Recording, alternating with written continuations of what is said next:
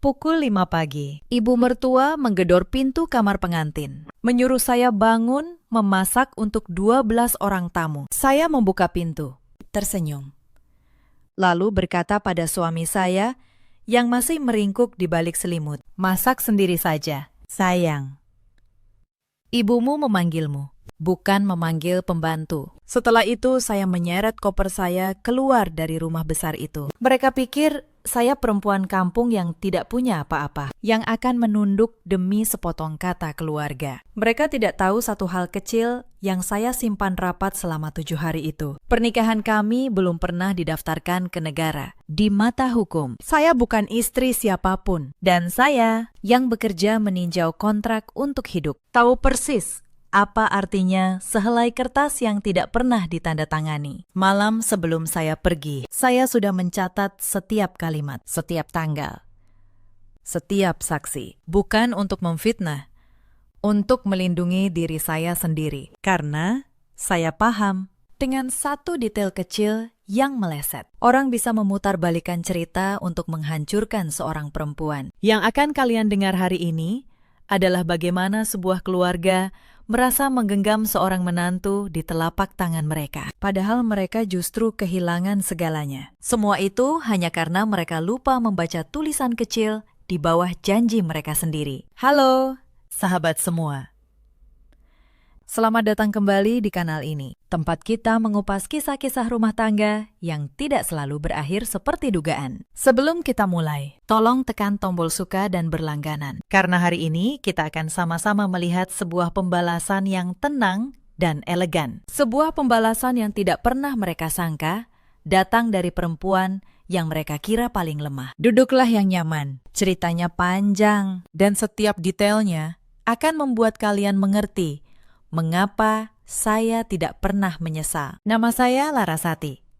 Panggil saja Laras. Usia saya 26 tahun. Saya bekerja di Departemen Legal sebuah perusahaan logistik. Bagian yang khusus meninjau kontrak sebelum ditandatangani direksi. Sudah 4 tahun saya duduk di kursi itu. Membaca ratusan halaman perjanjian. Mencari satu kalimat yang bisa merugikan perusahaan bila lolos. Profesi saya mengajari satu hal. Orang bisa berbohong dengan mulut, tapi kertas jarang berbohong. Saya bukan perempuan yang mudah dijatuhkan. Tapi selama 7 hari itu, saya memilih diam.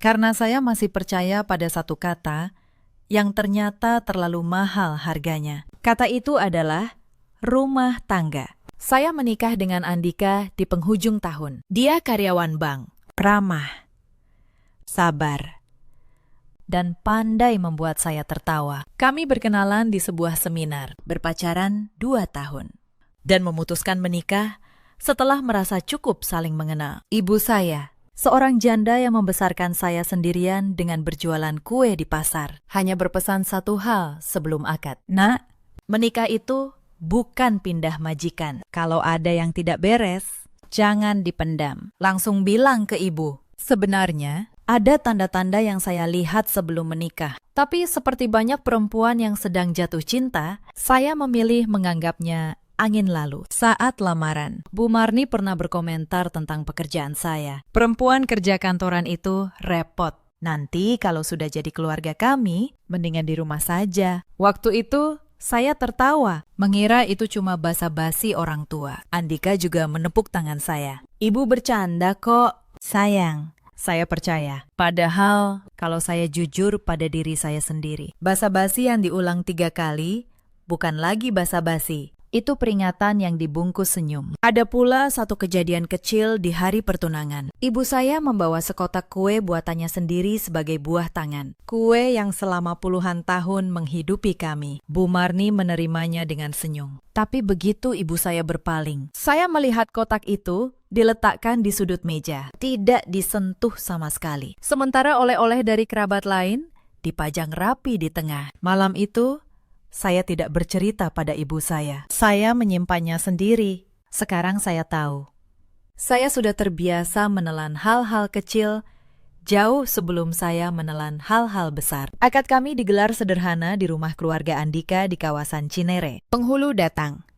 Ijab kabul diucapkan. Tamu bertepuk tangan. Semua sah menurut agama. Tapi ada satu hal yang belum kami urus. Pencatatan di kantor urusan agama. Andika bilang, nanti saja, sayang.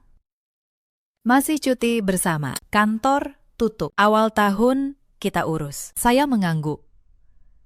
Waktu itu, saya tidak tahu kalimat sederhana itu akan menjadi kunci dari seluruh hidup saya. Malam pertama sebagai pengantin, saya membayangkan masa depan yang manis, menabung, menyewa rumah kecil sendiri, memasak berdua, berdiri di atas kaki kami sendiri. Sebelum tidur, saya mengirim pesan ke ibu saya, "Bu, Lara sudah sampai, ibu tidur, ya." Ibu membalas cepat, "Kalau ada apa-apa, langsung ngomong. Jangan dipendam sendiri." Saya menatap layar. Dan tanpa alasan yang jelas, hidung saya terasa perih, mungkin haru, mungkin firasat. Keesokan paginya, saya bangun agak siang, sekitar pukul 9. Kaki saya masih pegal sisa hari pernikahan yang panjang. Saya keluar kamar untuk mengambil segelas air, dan di sana, di meja makan, ibu mertua saya sudah duduk, rambutnya disanggul rapi, wajahnya segar. Seolah sudah bangun sejak subuh. Namanya Bu Marni. Ia menatap saya dari ujung rambut sampai ujung kaki, lalu tersenyum tipis. "Sudah bangun. Di rumah ini kita terbiasa bangun pagi, ya. Rumah ini punya aturan." Saya mengangguk, menjaga suara saya tetap datar. Saat itu, Andika keluar sambil menguap. Bu Marni langsung berubah nada, lembut seperti madu. "Nak, sana cuci muka. Ibu sudah hangatkan sarapanmu." Saya berdiri di antara dua kalimat itu, dan understanding, saya merasa seperti tamu dan pembantu sekaligus. Bedanya, saya belum tahu saya masuk kelompok yang mana. Sarapannya tidak seberapa. Nasi goreng, telur dadar, teh manis. Tapi saya memperhatikan cara Bu Marni membagi tugas lewat matanya. Sebuah tatapan ke arah wajan, lalu ke arah saya. Tatapan yang tidak butuh kata. Perempuan yang kurang percaya diri akan otomatis bergerak memenuhinya. Saya tidak keberatan mengerjakan pekerjaan rumah. Yang saya keberatkan adalah perasaan bahwa hal itu sudah diharapkan dari saya. Seolah itu memang harga yang harus saya bayar untuk diterima. Setelah makan, Andika hendak kembali ke kamar. Bu Marni mengikutinya, berbisik cukup keras agar saya dengar. "Kamu sudah kasih tahu istrimu belum? Tinggal di sini dia harus tahu waktu, harus bisa menyesuaikan diri." Andika mengangguk, lalu menoleh ke saya dengan senyum canggung. "Jangan dimasukkan ke hati ya, sayang. Ibu memang begitu orangnya." Saya tersenyum, tapi di kepala saya muncul kalimat yang sering saya pakai di kantor. Kebiasaan bukanlah pembenaran yang sah untuk melanggar batas. Saya tidak mengatakannya. Ini baru hari pertama. Menjelang siang, kerabat dari pihak Andika berdatangan. Tetangga sebelah, Bu Ningsih, mengintip dari pagar dengan senyum lebar. Menantu barunya cantik, ya. Kelihatan anak baik-baik. Saya menyapa, tersenyum. Merasa rumah itu seperti panggung pertunjukan. Dan saya, boneka yang dipajang. Seseorang bertanya, "Gimana? Sudah daftar nikah ke KUA belum?" Andika menjawab enteng, "Belum. Kan masih cuti.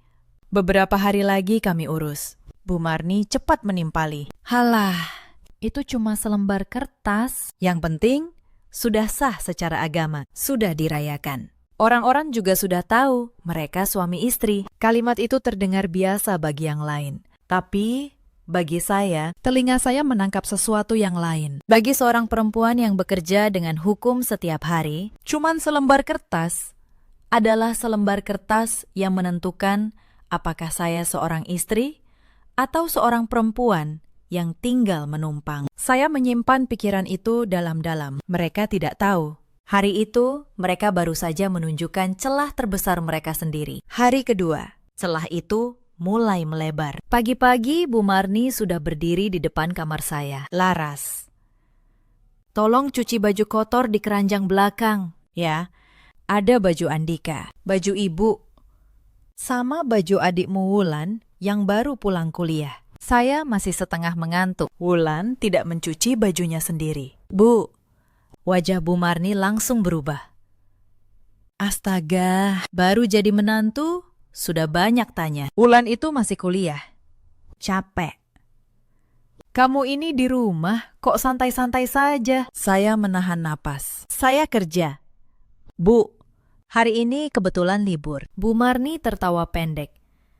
Tawa yang tidak ada hangatnya. Kerja apa? Perempuan sudah menikah itu ya mengurus rumah. Kerja kantoran hanya bikin lupa kewajiban. Saya menoleh ke arah Andika yang berdiri di ambang pintu. Saya menunggu ia mengatakan sesuatu. Apa saja? Ia hanya menunduk, memainkan ponselnya. Seolah tembok di sampingnya lebih menarik dari istrinya yang sedang direndahkan. Diamnya itu lebih menyakitkan daripada kalimat ibunya. Karena orang yang seharusnya berdiri di depan saya memilih menghilang di belakang layar telepon. Saya mencuci baju itu. Bukan karena takut, tapi karena saya sedang mengukur. Mengukur sampai sejauh mana mereka akan mendorong bila saya menurut. Sambil tangan saya menggosok kerah baju. Kepala saya bekerja seperti di ruang rapat. Saya mencatat. Hari kedua, diperintah mencuci pakaian orang dewasa yang mampu mencuci sendiri. Suami diam. Pola sudah terlihat malamnya. Ketika saya sedang menjemur pakaian di halaman belakang, saya mendengar suara dari dapur. Bu Marni dan Wulan sedang mengobrol. Mengira saya sudah di kamar. Bu, benar kata ibu, dia lumayan nurut ya. Wulan terkikik. Iya, asal dari awal ditekan. Menantu itu kayak besi, harus ditempa selagi panas. Kalau dibiarkan, nanti dia yang ngatur kita. Ibu sudah pengalaman sama kakakmu dulu. Saya berdiri diam di kegelapan halaman. Jemuran basah di tangan. Saya tidak marah, saya hanya merasa dingin. Untuk pertama kalinya, saya paham. Kebaikan seorang menantu di rumah ini dianggap kelemahan yang boleh dimanfaatkan. Malam itu, saya tidak tidur. Saya membuka aplikasi catatan di ponsel dan mulai menulis kerangka waktu. Kalimat apa diucapkan siapa? Kapan? Di mana? Saya mencatat bukan untuk balas dendam. Saya mencatat karena profesi saya membiasakan melihat urutan kejadian. Dan saya tahu, di rumah ini, suatu hari saya akan butuh urutan itu. Mereka lupa satu hal. Mereka sedang menindas seorang perempuan yang setiap hari mencari celah dalam kalimat orang lain. Hari keempat, pagi. Ujian datang dari arah yang tidak saya duga. Sebuah vas keramik di ruang tamu. Katanya, barang kesayangan almarhum ayah mertua. Ditemukan retak di bibirnya. Saya bahkan tidak menyentuhnya. Tapi, begitu Bu Marni melihatnya, matanya langsung mencari saya. Laras, ini kamu, kan? Cuma kamu yang tidak becus di rumah ini. Vas ini harganya jutaan. Peninggalan bapak. Saya berdiri dari kursi. Tenang. Bu, saya tidak menyentuh vas itu. Sejak pagi, saya di dapur, lalu di kamar. Bu Marni mendekat. Jarinya menunjuk wajah saya. Jangan mengelak. Di rumah ini yang paling ceroboh, ya menantu baru. Saya menoleh ke arah Wulan yang tiba-tiba sibuk menunduk ke ponselnya. Sebuah gerakan kecil, tapi saya menangkapnya. Semalam saya melihat Wulan memindahkan vas itu saat mengambil selca di depan lemari. Saya tidak menuduh. Saya hanya berkata, Bu, kalau soal siapa yang menyentuhnya terakhir, mungkin kita bisa tanya semua yang ada di rumah, satu persatu. Termasuk Wulan. Wajah Wulan pucat seketika. Bu Marni menangkap perubahan itu dan buru-buru menutup topik. Sudah. Yang penting, lain kali hati-hati. Tidak ada permintaan maaf. Tapi saya mendapatkan sesuatu yang lebih berharga. Bukti bahwa di rumah ini, saya akan selalu menjadi tersangka pertama untuk kesalahan siapapun. Saya kembali ke kamar, membuka catatan saya, dan menambahkan satu baris. Hari keempat, dituduh merusak barang yang tidak saya sentuh. Suami tidak ada di tempat, dan ketika ia pulang, tidak bertanya sedikit pun. Saya menutup ponsel. Pola bukan lagi sekadar terlihat. Pola sudah mengeras menjadi kepastian. Siang harinya, hal kecil lain terjadi. Tapi hal kecil itulah yang paling banyak berbicara. Ponsel saya berdering.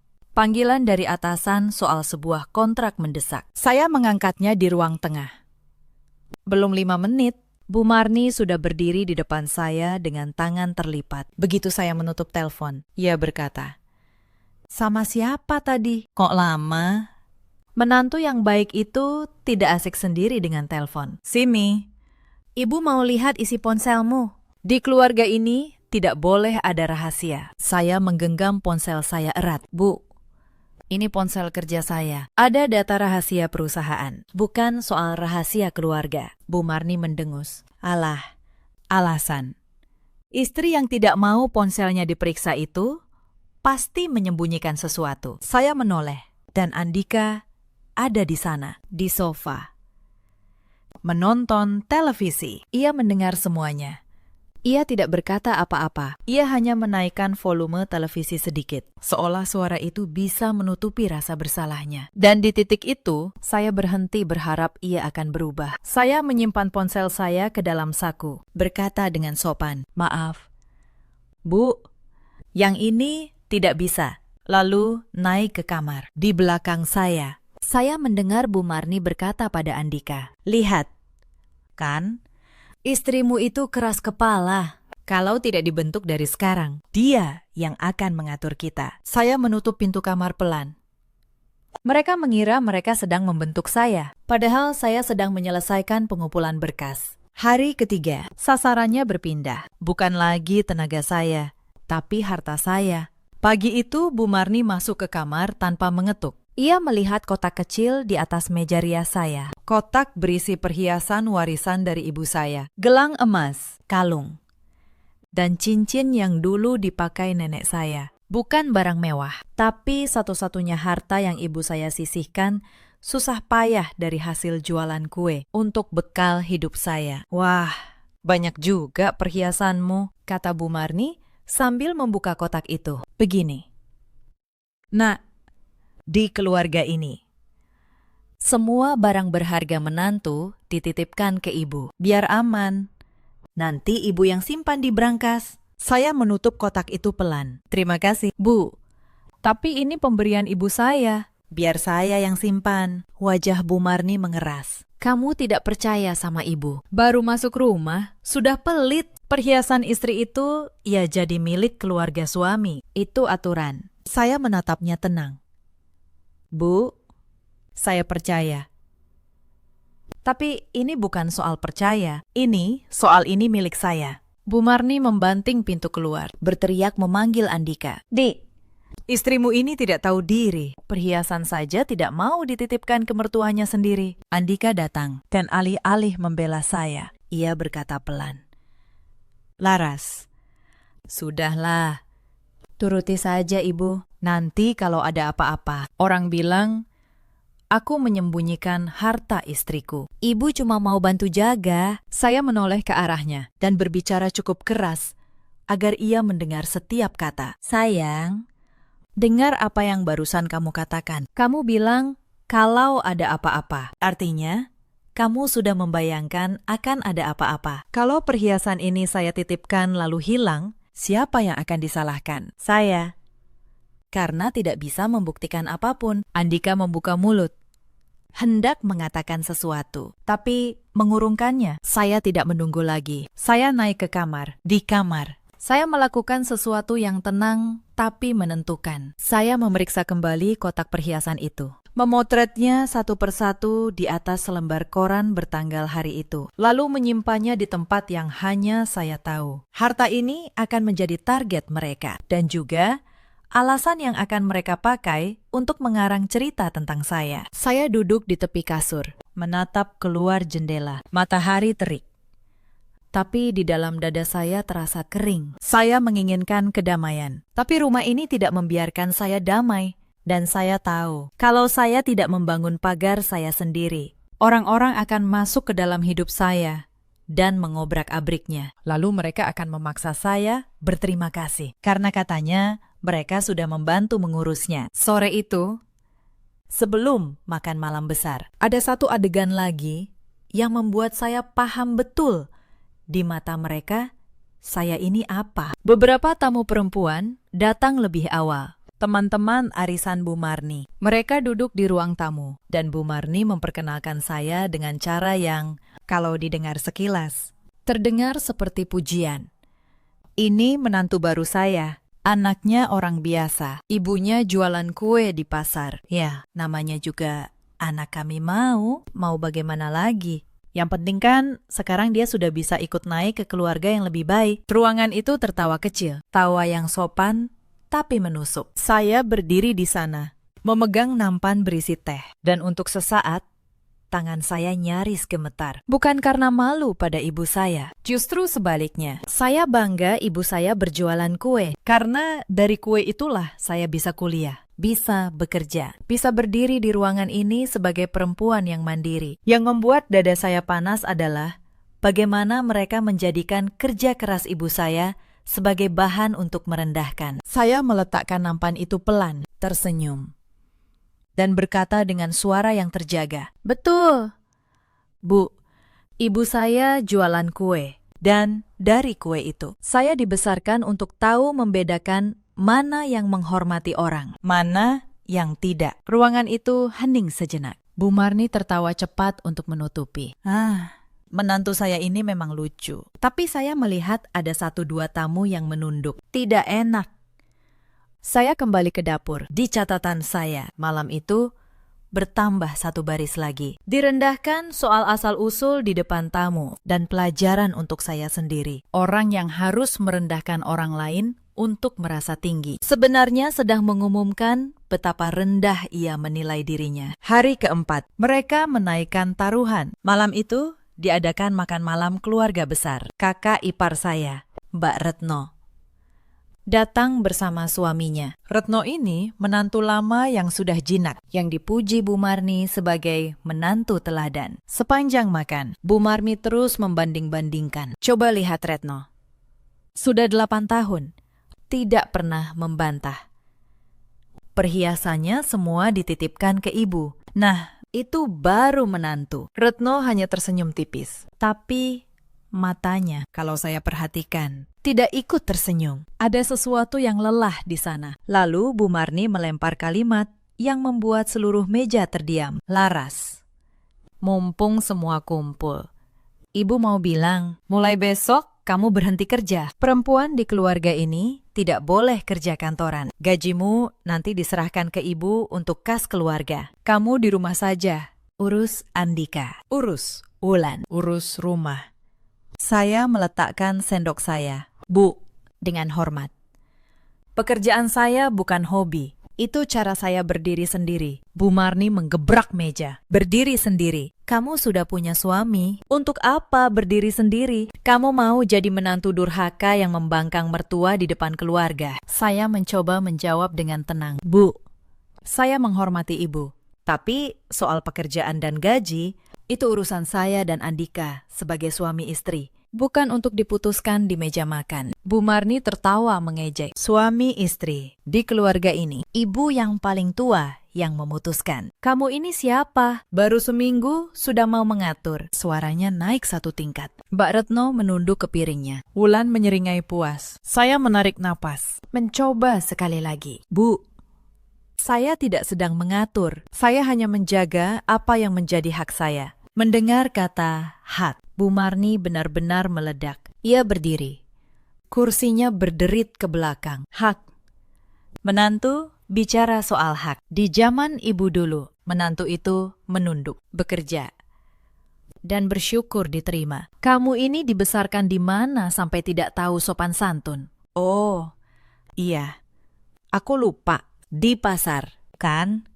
Tempat ibumu jualan kue. Kalimat terakhir itu dilempar untuk melukai. Dan seluruh meja tahu itu. Beberapa kerabat berhenti mengunyah. Disitulah saya merasakan sesuatu berubah di dalam diri saya. Bukan amarah yang meledak, tapi sebuah ketenangan yang dingin dan jernih. Saya tidak akan berteriak. Berteriak adalah bahasa mereka. Saya akan menjawab dengan bahasa saya sendiri. Dan bahasa saya adalah kesabaran yang terukur. Semua mata memandang saya. Saya menoleh ke Andika, memberinya kesempatan terakhir untuk menjadi laki-laki yang saya nikahi. Ia menunduk, tangannya mengepal di bawah meja, tapi mulutnya terkunci. Dan di detik itu, sesuatu di dalam diri saya selesai. Bukan patah, selesai. Seperti ketika saya menutup halaman terakhir sebuah kontrak yang jelas merugikan. Dan tahu tanda tangan saya tidak boleh ada di sana. Saya berkata pelan, baik, Saya pikirkan malam ini. Bu Marni tersenyum menang. Ia kira saya menyerah. Ia tidak tahu saya pikirkan malam ini. Dari mulut orang seperti saya, artinya sangat berbeda. Menurut kalian? Di posisi saya, apakah masih pantas bertahan? Tulis di kolom komentar. Saya ingin tahu, berapa banyak dari kalian yang pernah duduk di meja makan seperti itu, dikelilingi orang yang memanggilmu keluarga sambil menginjak harga dirimu. Malam itu di kamar, saya membuka laptop, bukan untuk menangis, untuk bekerja. Saya membuka kembali seluruh catatan 7 hari itu dan mulai menyusunnya seperti menyusun berkas perkara. 4 hal saya tandai. 1. Pernikahan kami belum tercatat di negara. Secara hukum, tidak ada ikatan perkawinan yang sah. 2. Perhiasan warisan saya sudah saya amankan dan dokumentasikan. 3. Seluruh percakapan yang merendahkan sudah saya catat dengan tanggal. 4. Rekening dan aset saya sepenuhnya atas nama saya sendiri, tidak pernah tercampur. Saya menghubungi seorang teman lama, Bu Sari, seorang notaris yang dulu satu alma mater dengan saya. Larut malam itu, saya menelpon. Dan meskipun jam sudah menunjukkan hampir tengah malam, ia mengangkat. Saya menceritakan situasinya secara ringkas, dengan bahasa yang tenang dan runtut, seperti saya menjelaskan sebuah kasus di ruang rapat. Bu Sari mendengarkan, lalu menghela napas. Laras, dengar baik-baik. Karena pernikahanmu belum dicatatkan di KUA, di mata hukum negara. Tidak ada perkawinan. Kamu tidak terikat apapun. Tidak ada harta bersama. Tidak ada kewajiban. Dan yang paling penting, tidak ada seorang pun yang bisa menuntutmu atas harta yang jelas atas namamu sendiri. Saya bertanya satu hal lagi. Hal yang paling penting. Kalau nanti mereka mengaku saya membawa lari harta keluarga, bagaimana? Bu Sari menjawab tegas. Selama kamu punya bukti kepemilikan, foto bertanggal, dan asal-usul barang itu. Tuduhan mereka tidak akan berdiri dimanapun. Justru mereka yang harus berhati-hati kalau sampai memfitnah. Kamu ini bekerja di Lega, Laras. Kamu tahu betul, yang menang bukan yang paling keras suaranya, tapi yang paling rapi berkasnya. Saya tersenyum di kegelapan kamar. Untuk pertama kalinya dalam 7 hari. Saya merasa punya tanah yang kokoh di bawah kaki saya. Balasan dan penjelasan itu menegaskan apa yang sudah saya duga sejak awal. Karena pernikahan belum dicatatkan. Di mata negara saya, bebas. Tidak ada harta gono gini. Tidak ada kewajiban. Tidak ada yang bisa menuntut saya atas apapun. Saya menutup laptop, menarik napas panjang. Dan untuk pertama kalinya dalam 7 hari, saya tersenyum tulus. Bukan senyum menang, senyum lega. Seperti orang yang baru menemukan pintu keluar dari ruangan yang mulai kehabisan udara. Tapi saya belum akan pergi diam-diam, karena pergi diam-diam berarti membiarkan mereka mengarang cerita. Saya akan pergi dengan cara yang membuat mereka tidak punya satu kalimat pun untuk dibalik. Sebelum menutup laptop, saya duduk sebentar dalam gelap, memikirkan sesuatu yang lebih dalam dari sekedar strategi selama 7 hari. Mereka terus berkata bahwa perempuan tidak perlu berdiri sendiri, bahwa punya suami berarti tidak perlu punya pijakan. Malam itu, saya sadar, justru pijakan itulah yang menyelamatkan saya. Rekening yang saya bangun sendiri, pekerjaan yang saya pertahankan, catatan yang saya buat karena kebiasaan profesi. Semua yang mereka anggap keras kepala dan tidak tahu diri adalah persis hal-hal yang sekarang menjadi pintu keluar saya. Saya jadi teringat kata-kata ibu saya bertahun-tahun lalu, ketika saya masih kuliah dan sempat ingin berhenti karena lelah. Nak, seorang perempuan harus punya sesuatu yang benar-benar miliknya. Bukan karena kita berharap ditinggalkan, tapi karena berdiri di atas kaki sendiri, membuat kita bisa mencintai tanpa takut dan pergi tanpa hancur. Waktu itu saya belum sepenuhnya mengerti. Malam itu, di kamar rumah mertua, saya mengerti sampai ke tulang. Kemandirian bukanlah lawan dari cinta. Kemandirian adalah yang membuat cinta menjadi pilihan, bukan penjara. Saya menutup laptop. Di luar jendela, langit masih gelap. Tapi saya tahu, Subuh sebentar lagi datang, dan bersamanya hari terakhir saya di rumah itu. Sebelum tidur, saya sempat mendengar percakapan lirih dari kamar Bu Marni yang pintunya sedikit terbuka. Suara Wulan. "Bu, kalau dia beneran berhenti kerja terus nyerahin gaji, lumayan ya buat nutup cicilan mobil kakak." Suara Bu Marni. "Makanya ibu, tekan dari sekarang. Sekali dia nurut soal gaji, seterusnya gampang. Perhiasannya juga nanti ibu urus. Dia mana ngerti nilainya." Saya berdiri di lorong, dan potongan terakhir dari teka-teki itu jatuh ke tempatnya. Ini bukan soal adat. Ini soal uang. Mereka melihat saya bukan sebagai anak, tapi sebagai sumber pemasukan yang bisa diperah. Dan mereka lupa. Mereka sedang berbicara di dekat pintu, di rumah yang sama dengan perempuan yang tidur dengan mata terbuka. Keesokan paginya, hari ke-7. Saya bangun sebelum subuh. Saya mandi, berpakaian rapi, memakai baju kerja terbaik saya, bukan untuk pergi ke kantor, untuk sebuah pertemuan yang sudah lama saya siapkan di kepala. Saya mengemasi barang-barang saya ke dalam koper, pelan dan teratur, seperti orang yang tidak sedang kabur, melainkan pindah karena sudah memutuskan. Perhiasan warisan sudah aman sejak hari ketiga. Dokumen-dokumen penting sudah saya pindai. Yang tersisa hanya pakaian dan satu hal terakhir, sebuah percakapan. Pukul 5 pagi, seperti biasa. Ibu mertua saya menggedor pintu. "Laras, bangun, masak untuk tamu. Nanti siang keluarga besar datang lagi." Saya membuka pintu. Bu Marni sudah siap dengan wajah komandonya. Di belakangnya, Andika berdiri mengucek mata, dan Wulan mengintip dari kamarnya. Saya tersenyum. "Tenang, selamat pagi." "Bu, saya sudah bangun dari tadi." Bu Marni terkejut melihat saya sudah berpakaian rapi. "Kamu mau kemana? Kan sudah ibu bilang kamu berhenti kerja." Saya menoleh ke Andika. "Sayang, sebelum saya bicara, saya mau tanya satu hal. Pernikahan kita, sudah kamu daftarkan ke KUA belum?" Andika bingung. "Belum." "Kan mau kita urus minggu depan." Saya mengangguk pelan. "Bagus. Berarti kita sama-sama tahu di mata hukum. Saya belum jadi istrimu. Dan mulai pagi ini, saya memutuskan tidak akan pernah menjadi istrimu." Ruangan itu senyap. Bu Marni yang pertama pulih. "Apa maksudmu?" "Perempuan tidak tahu diri. Kamu sudah dinikahi anakku secara agama. Kamu mau lari. Mana perhiasanmu? Mana barang-barang di rumah ini?" Saya mengeluarkan ponsel saya. "Bu, mari kita bicara dengan tenang. Karena saya sudah menyiapkan semuanya. Perhiasan warisan ibu saya sudah saya amankan, dan saya foto satu persatu di atas koran bertanggal 4 hari lalu.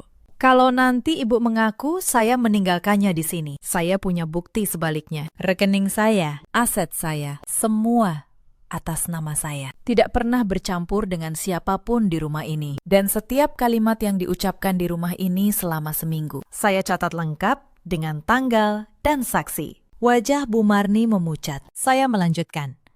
Suara saya tetap datar. Justru karena datar itulah ia terdengar menakutkan. "Ibu tadi malam bilang gaji saya untuk menutup cicilan mobil." Wulan yang mengusulkan. Saya dengar sendiri. Saya tidak akan melaporkan itu kemana-mana, karena tidak ada yang perlu dilaporkan. Kalian tidak berhasil mengambil apapun. Bukan karena saya beruntung, karena saya sudah berjaga sejak hari pertama. Andika akhirnya bersuara, panik. "Laras, kita bicara baik-baik. Jangan begini. Kamu istriku." Saya menoleh padanya, dan untuk pertama kalinya, saya membiarkan sedikit kelembutan masuk ke suara saya, karena ia menyedihkan, bukan menakutkan. Andika, seorang suami itu berdiri di depan istrinya, bukan bersembunyi di belakang ibunya. Selama 7 hari, setiap kali aku direndahkan, kamu memilih menunduk. Kamu tahu apa yang paling menyakitkan? Bukan kata-kata ibumu, tapi diammu. Diam seorang laki-laki di saat istrinya diinjak bukanlah kedamaian. Itu adalah jawaban yang paling jujur tentang siapa dia sebenarnya. Saat itu, beberapa kerabat yang datang pagi buta untuk membantu memasak sudah berkumpul di ruang tamu, mendengar seluruh percakapan. Salah satunya, seorang bibi tua yang selama ini selalu berpihak pada Bu Marni, membuka suara. "Marni, apa benar kamu menyuruh menantumu menyerahkan gaji dan perhiasannya?" Bu Marni tergagap. "Bu, itu kan demi kebaikan keluarga." Bibi itu menggeleng pelan. "Sejak kapan mengambil hak orang jadi kebaikan?" Untuk pertama kalinya, saya melihat Bu Marni tidak punya jawaban. Bukan karena saya yang mempermalukannya, tapi karena kalimat-kalimatnya sendiri yang diucapkan dengan begitu yakin selama seminggu, kini terdengar seperti apa adanya di telinga orang lain. Saya tidak menambahkan apapun, saya tidak perlu. Itulah keindahan dari kebenaran yang didokumentasikan dengan tenang. Ia tidak butuh diteriakan, ia hanya butuh dibiarkan berdiri sendiri di depan orang-orang yang selama ini menutup mata. Saya mengangkat koper saya. Bu Marni berusaha menghalangi pintu. "Kamu tidak bisa pergi begitu saja. Nanti kata orang, keluarga kami mengusir menantu." Saya berhenti sejenak, menatapnya lurus. "Bu, tidak ada yang mengusir.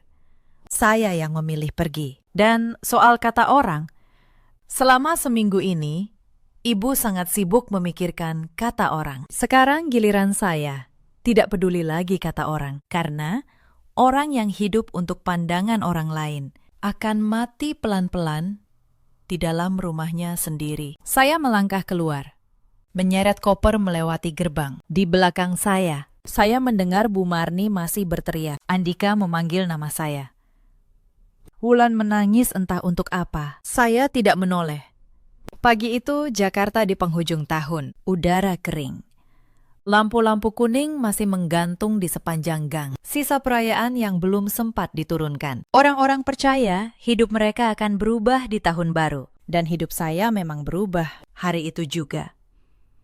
Dengan satu langkah keluar dari sebuah rumah besar yang hampa, saya naik taksi ke rumah ibu saya. Sepanjang jalan saya tidak menangis. Saya justru merasa ringan, seperti orang yang meletakkan beban yang sudah terlalu lama dipanggul tanpa sadar. Sesampainya di rumah, ibu saya membuka pintu, melihat koper saya, dan langsung mengerti tanpa saya perlu menjelaskan. Ia tidak bertanya kenapa. Ia hanya membuka lengannya. "Sudah pulang? Bagus. Rumah ini selalu punya tempat untukmu." Saya memeluknya dan dipelukan ibu saya. Baru air mata itu turun. Bukan air mata sedih. Air mata seorang anak yang akhirnya merasa aman. Tentu saja, mereka tidak diam. Beberapa hari kemudian, kabar mulai menyebar. Versi mereka, seperti yang saya duga, adalah versi di mana saya penjahatnya. Bu Marni menelpon sana-sini, bercerita bahwa menantunya kabur membawa harta keluarga, bahwa saya perempuan matre yang tidak tahu terima kasih. Kerabat-kerabat mulai berbisik. Nomor saya dihubungi orang-orang yang bahkan tidak saya kenal, menanyakan kenapa tega meninggalkan Andika. Tapi mereka lupa satu hal lagi. Saya tidak melawan cerita dengan cerita. Saya melawan cerita dengan dokumen. Ketika seorang kerabat Andika yang merasa dirinya bijaksana datang ke rumah ibu saya untuk menengahi, ia datang dengan nada menghakimi. "Laras, sebagai perempuan, kamu harusnya lebih sabar. Rumah tangga itu perlu pengorbanan. Kamu mengembalikan perhiasan keluarga mereka, kan?" Saya mempersilakannya duduk, membuatkan teh. Lalu meletakkan sebuah map di atas meja. Di dalamnya, foto perhiasan saya di atas koran bertanggal, keterangan warisan dari ibu saya, dan catatan lengkap 7 hari itu. Silakan dibaca. Pakistan. Perhiasan itu warisan ibu saya, bukan harta keluarga mereka. Dan ini catatan apa yang sebenarnya terjadi. Kalau Bapak masih merasa saya yang salah setelah membaca ini, saya persilakan Bapak pulang dan menceritakan versi Bu Marni. Tapi Bapak akan berbohong sambil tahu kebenarannya. Kerabat itu membaca dalam diam. Tehnya dingin tak tersentuh. Ketika ia selesai, wajahnya berubah. Ia menutup map itu pelan, lalu berkata, "Maaf, Nak, saya tidak tahu ceritanya begini." Ia pulang, dan sejak itu, satu persatu, bisikan mulai berbalik arah karena kebenaran meski lambat.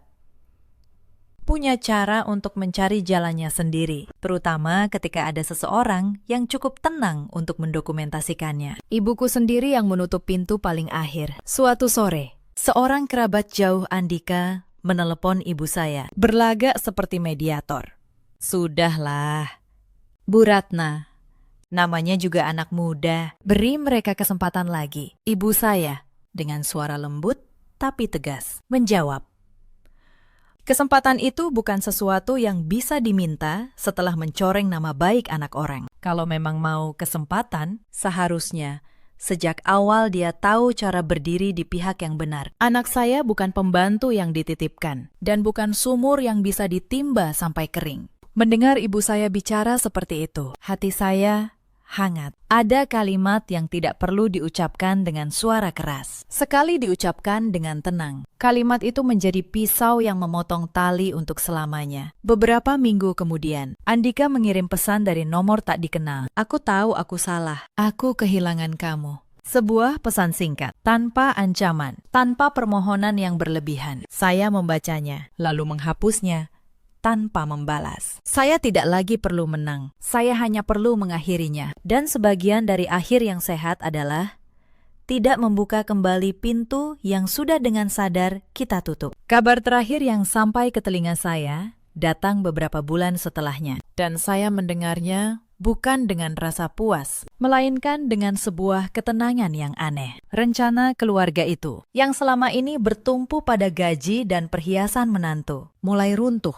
oleh beban mereka sendiri. Cicilan mobil yang mereka harap ditutup dari gaji saya, tetap harus dibayar. Dan tidak ada menantu yang bisa diperah. Wulan, yang terbiasa hidup dari uang orang lain, mulai bertengkar dengan ibunya soal biaya. Dan Mbak Retno, kakak ipar yang selama ini jinat, ternyata diam-diam belajar dari keberanian saya. Ia yang 8 tahun menyerahkan gajinya, akhirnya berani menuntut haknya kembali. Rumah besar itu, yang dulu sibuk mengatur hidup orang lain, kini sibuk bertengkar tentang uang di antara mereka sendiri. Saya tidak melakukan apapun untuk membuat itu terjadi. Saya hanya berhenti menjadi bahan bakar. Dan ketika bahan bakar berhenti mengalir, mesin yang serakah akan berhenti dengan sendirinya. Itulah keadilan yang paling saya percayai. Bukan keadilan yang saya paksakan dengan tangan saya, tapi keadilan yang datang karena setiap orang, cepat atau lambat, harus tinggal di dalam rumah yang mereka bangun dari perlakuan mereka sendiri. Andika,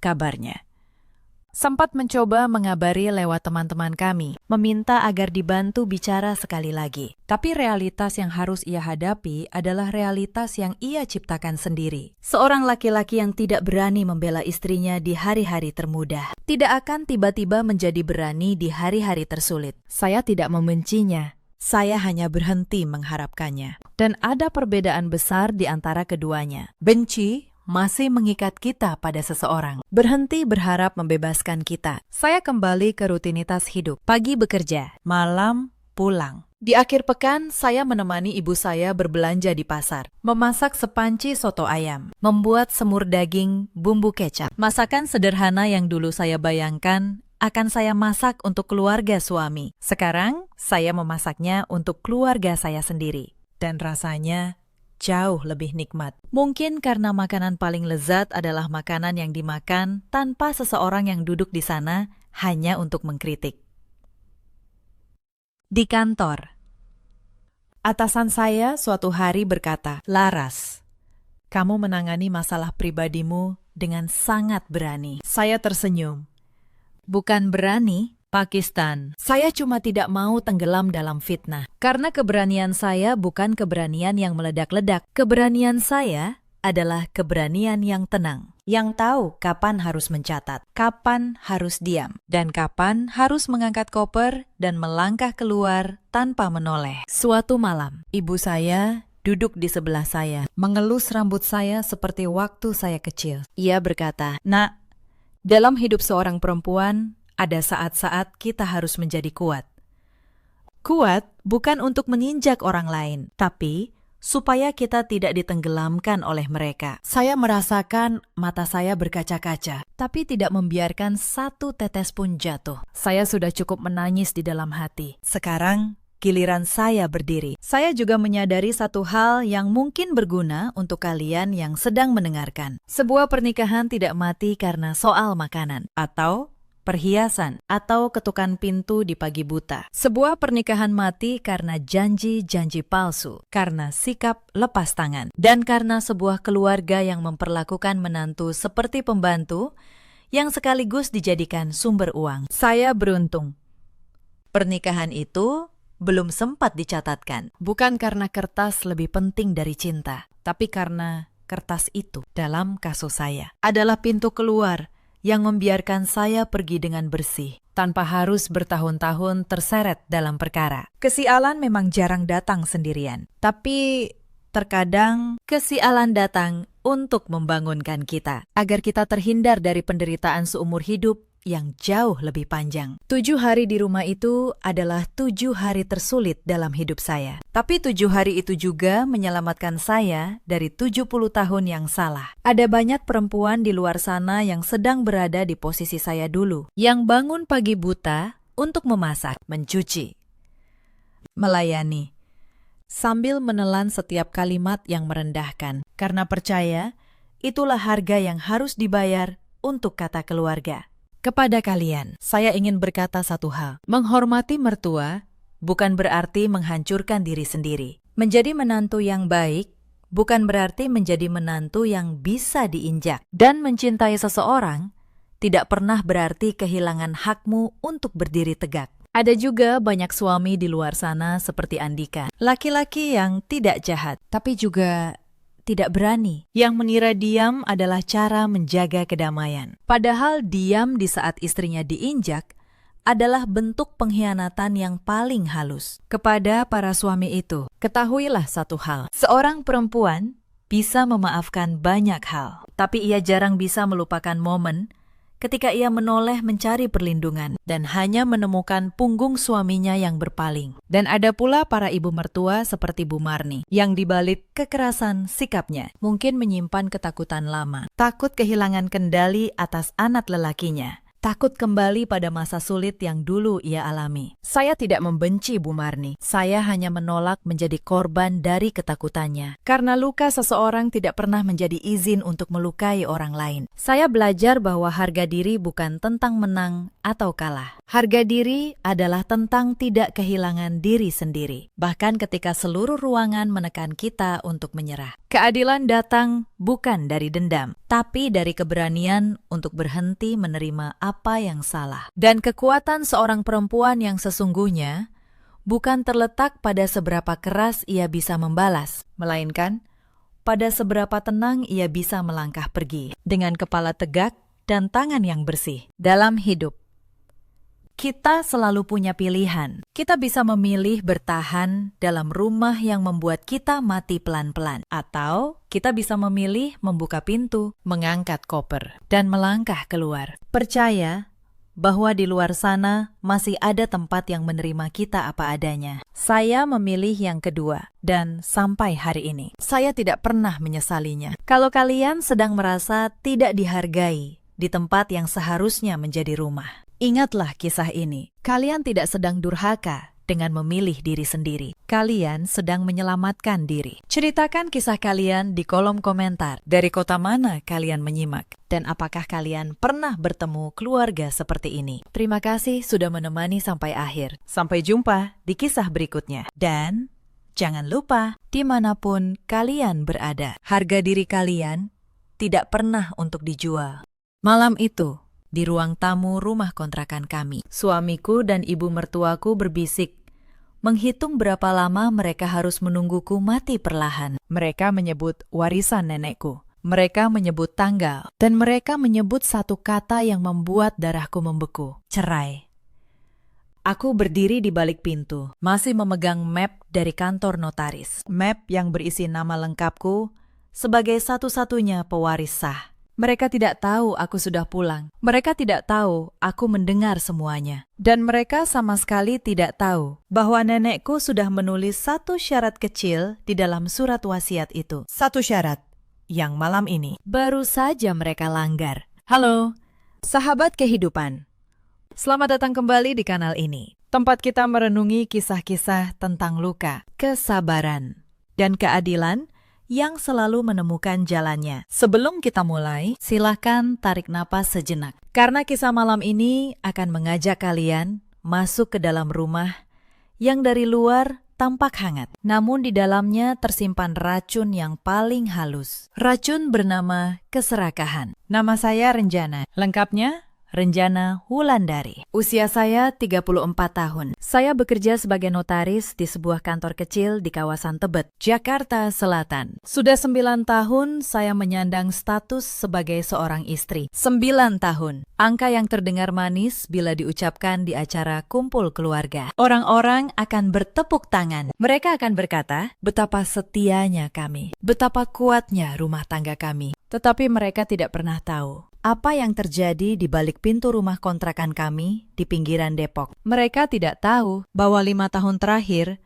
adalah 5 tahun di mana saya belajar tersenyum sambil menahan tangis. Setiap pagi, ritual saya selalu sama. Pukul 4:30, alarm berbunyi.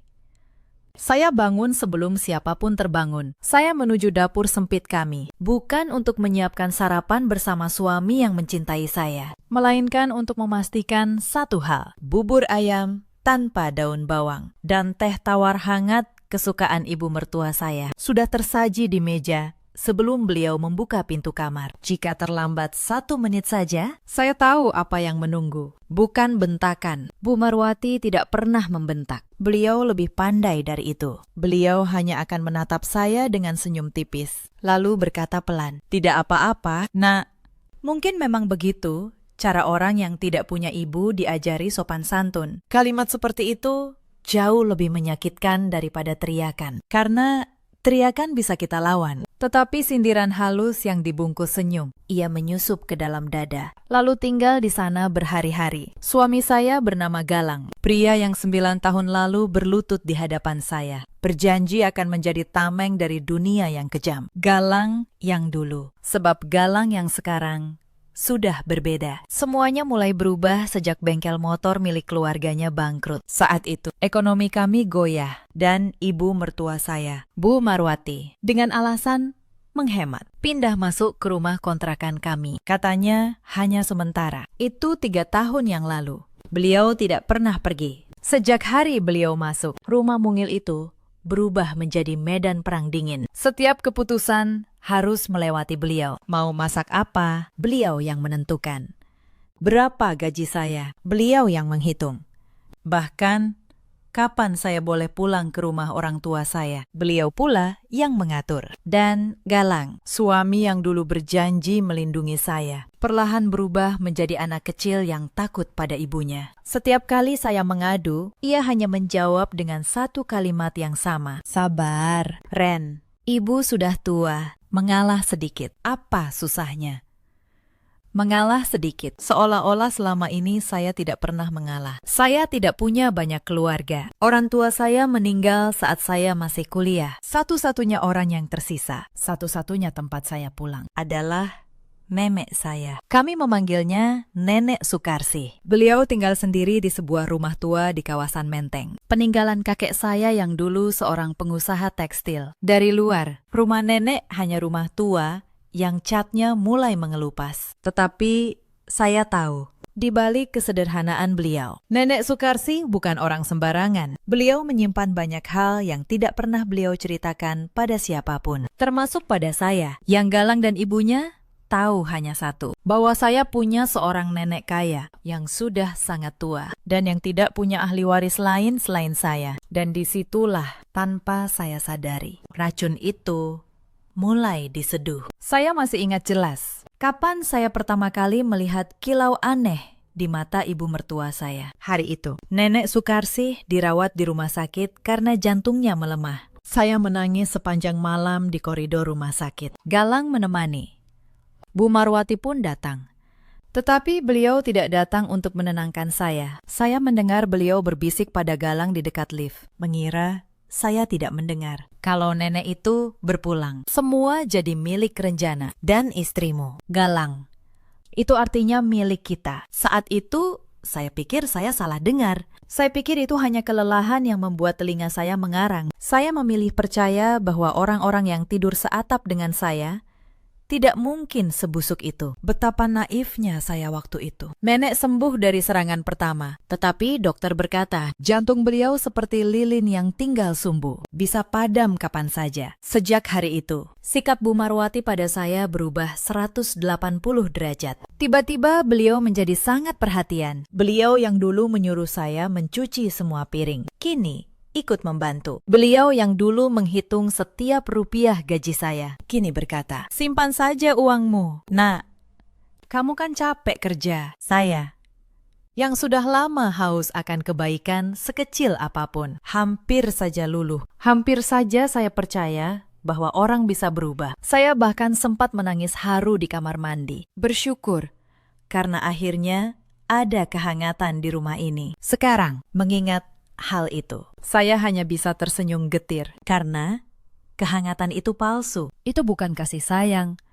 Itu investasi. Mereka sedang merawat seekor angsa yang sebentar lagi akan bertelur emas. 3 bulan kemudian, Nenek Sukarsi memanggil saya seorang diri ke rumahnya di Menteng. Beliau berpesan agar saya datang sendiri, tanpa galang. Saat itu saya tidak mengerti mengapa. Kini saya paham, nenek jauh lebih tajam membaca manusia daripada saya. Sore itu, di ruang tamu rumah tuanya yang remang, nenek menggenggam tangan saya. Tangan beliau dingin dan rapuh. Beliau menatap saya lama sekali, lalu berkata, Renjana, cucuku, nenek tidak akan lama lagi, dan nenek tidak ingin pergi sebelum memastikan satu hal. Saya menggeleng. Air mata saya jatuh. Jangan bicara begitu, Nek. Beliau hanya tersenyum. Dengarkan, Nenek. Harta ini, rumah ini, semua yang kakekmu tinggalkan, sudah nenek atur. Tapi, nenek tidak menyerahkannya begitu saja. Nenek menaruh syarat. Karena nenek tahu, harta itu seperti madu. Ia mengundang banyak semut, dan tidak semua semut datang sebagai teman. Saya tidak sepenuhnya mengerti maksud beliau saat itu. Saya hanya mengangguk. Nenek lalu memberi saya sebuah amplop coklat tertutup, dan berpesan agar saya menyimpannya. Dan baru membukanya, bila hati saya sudah cukup terluka untuk mengerti. Kalimat yang aneh. Tetapi, saya menurut. Saya simpan amplop itu di dasar lemari saya, terlupakan. Selama berbulan-bulan. Lalu, hari yang nenek ramalkan pun tiba. Pada suatu pagi yang basah oleh gerimis, telepon dari rumah sakit membangunkan saya. Nenek Sukarsi telah berpulang dalam tidurnya, dengan tenang. Dunia saya runtuh. Satu-satunya tempat saya pulang, kini tinggal nisan. Saya menangis berhari-hari. Tetapi di tengah duka cita itu, saya melihat sesuatu yang membuat dada saya dingin. Saya melihat ibu mertua saya. Beliau juga menangis di pemakaman. Tetapi di sela isak tangisnya, saya menangkap mata beliau bergerak gelisah, seolah sedang menghitung sesuatu. Menghitung rumah Menteng, menghitung tanah, menghitung tabungan yang ditinggalkan nenek. Bahkan di atas tanah kubur yang masih basah. Keserakahan itu sudah tidak bisa beliau sembunyikan. Seminggu setelah pemakaman, saya dipanggil ke kantor notaris yang dulu mengurus harta kakek. Karena saya sendiri seorang notaris, saya paham betul setiap kata dalam dokumen yang dibacakan. Dan apa yang saya dengar membuat saya hampir tidak bisa bernapas. Nenek Sukarsi meninggalkan saya warisan yang nilainya jauh di luar bayangan saya. Rumah di Menteng, sebuah ruko di kawasan bisnis, tanah seluas hampir 1 hektar di pinggiran kota, dan tabungan serta emas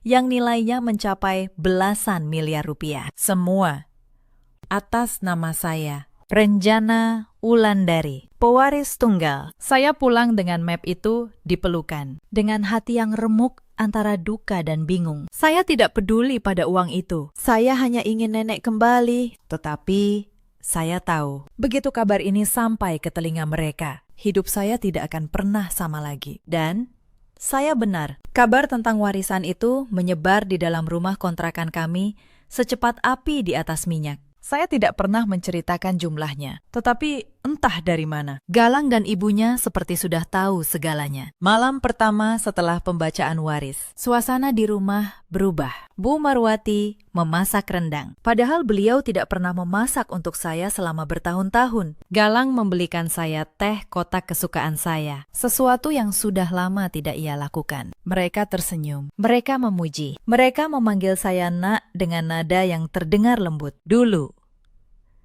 saya akan menangis bahagia melihat perubahan ini. Tetapi kini, setiap kebaikan mereka terasa seperti jari-jari dingin yang meraba leher saya. Saya tahu apa yang sedang mereka kejar. Maka saya melakukan satu hal yang menyelamatkan hidup saya. Saya berpura-pura tidak tahu apa-apa. Saya tersenyum.